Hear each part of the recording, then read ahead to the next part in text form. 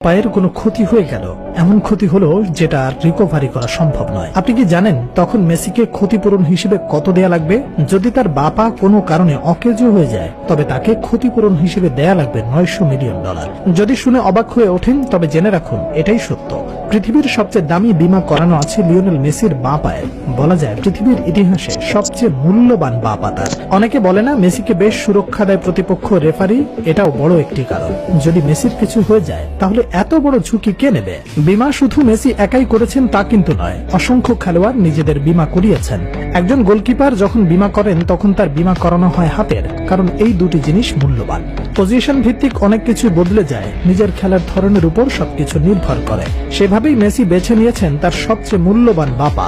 Ronaldo বীমা করেছেন তার দুই পায়ের, যদিও তার বীমা মেসির আশেপাশেও নেই। শুধু রোনালদো একাই নয়, বাকি যত ফুটবলার আছেন তাদের সবারটা মিলেও মেসির বাঁ পায়ের কাছে আসতে পারেনি।